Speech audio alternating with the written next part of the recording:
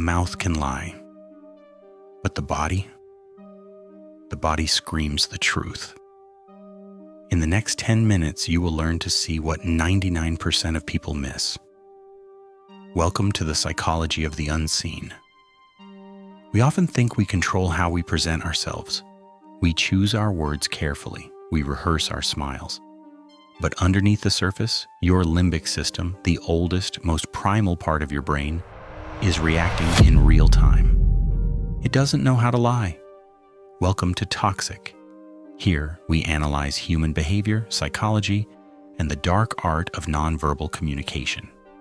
Today, we are breaking down 5 specific body language signs that reveal discomfort, deception, or hidden hostility. Remember, context is everything.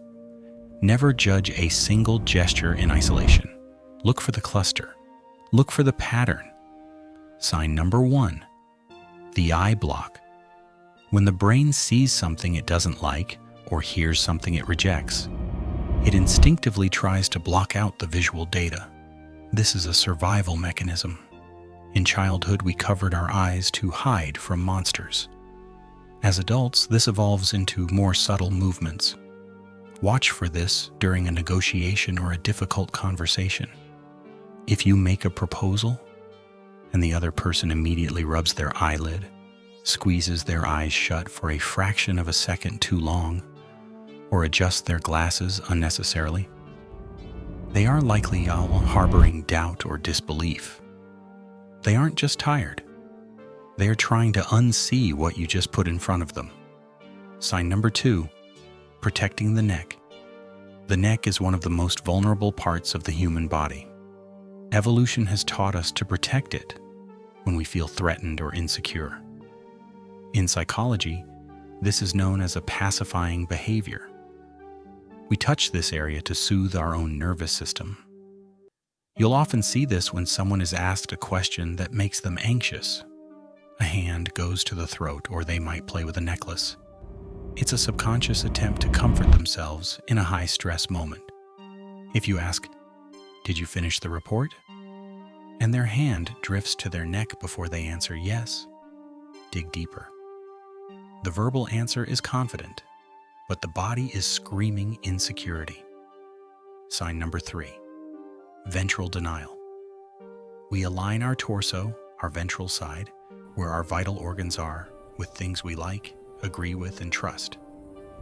Conversely, when we feel the urge to escape or disagree, we subconsciously angle our torso away. This is the clearest indicator of interest. You can be at a party talking to someone who is nodding and smiling.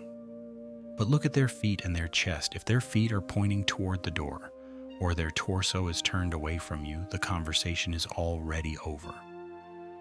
Do not mistake politeness for engagement. If they are angling away, let them go. You are losing them. Sign number 4, the lip compression. When the brain senses trouble, the limbic system commands the body to shut down.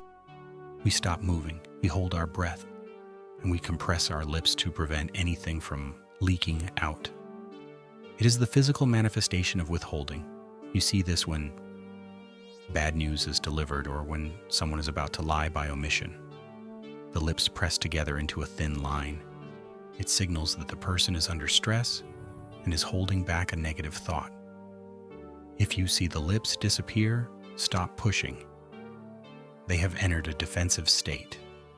Anything they say next is likely filtered or fabricated. Sign number 5, gravity-defying gestures. Happiness and confidence defy gravity. Sadness and insecurity surrender to it. When we are truly excited or confident, our eyebrows arch up, our chin lifts, and our hands gesture upward. When we are unsure, the shoulders slump and the chin tucks. Look for the steeple. This is when the fingertips touch like a church steeple. It is a universal sign of high confidence. If someone is speaking to you with their hands steeped, they are not guessing, they are certain. However, be careful. A steeple signals delaying confidence, not necessarily truth. A con artist can be confident. But if the gravity drops, Shoulders sink, voice lowers. That is the leak you're looking for. Understanding these signs gives you an edge, but it also creates a paradox. The more you look for deception, the more you might create it.